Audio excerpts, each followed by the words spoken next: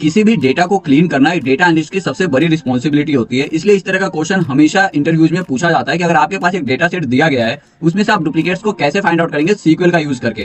तो जैसे कि हमारे पास एक टेबल है, ट्रांजेक्शन टेबल, जिसमें हमारे पास ट्रांजेक्शन आईडी है, कस्टमर आईडी है, ट्रांजेक्शन डेट है, अमाउंट है और पेमेंट मेथड है। हमें इस टेबल में से डुप्लीकेट ट्रांजेक्शन फाइंड आउट करना है। तो चलिए मैं आपको दिखाता हूँ कि इसे कैसे सोल्व करते हैं। ठीक है, तो सबसे पहले हम यहाँ पे सेलेक्ट लेंगे और यहाँ लिखेंगे कस्टमर आईडी। ठीक है, इसके बाद ट्रांजेक्शन डेट, इसके बाद हम अमाउंट ले लेते हैं और पेमेंट मेथड ले लेते हैं। ठीक है, पेमेंट मेथड। इसके बाद हम यहाँ पे काउंट का यूज करेंगे और इसमें एवरीथिंग ले लेंगे। ठीक है, क्योंकि हमारे पास सारा ट्रांजेक्शन का डेटा है तो हम काउंट एवरीथिंग ले सकते हैं। इसके बाद हम ओवर का यूज करेंगे और पार्टीशन बाय लगाएंगे। ठीक है, पार्टीशन बाय, जिस भी कॉलम में हमें डुप्लीकेट्स फाइंड आउट करना है वो कॉलम हम यहाँ पे दे देंगे। तो हमें इन चारों कॉलम में फाइंड आउट करना है, तो इन चारों कॉलम को हम यहाँ पे ले लेते हैं। ठीक है, और इसको हम नाम दे देते हैं एज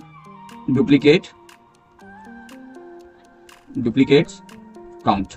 ठीक है, फ्रॉम जो टेबल है हमारे पास ट्रांजेक्शन टेबल से, और इसे रन करते हैं। तो जैसा कि आप यहाँ देख सकते हैं इस टेबल में हमें वो वैल्यूज मिल चुका है कि कौन सा वैल्यू हमारे इस टेबल में कितनी बार आया है। तो इसमें से हमें वो फाइंड आउट करना है जो एक बार से ज्यादा आया हो, यानी जो हमारे पास डुप्लीकेट्स वैल्यूज अवेलेबल है। मैं एक बार आपको शो कर देता हूँ डुप्लीकेट्स काउंट, जैसे कि आप देख सकते हैं यहाँ पे 2 2 1 1 2 शो हो रहा है।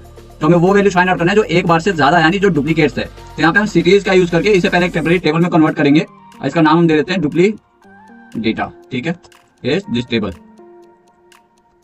और यहां से हम लेंगे सेलेक्ट एवरीथिंग फ्रॉम जो हमने टेबल क्रिएट किया यहाँ पे डुप्ली डेटा के नाम से। ठीक है, और यहाँ पे हम ले लेते हैं वेयर जो डुप्लीकेट्स काउंट है, duplicates count should be greater than 1। ठीक है, ऐसे करते हैं रन।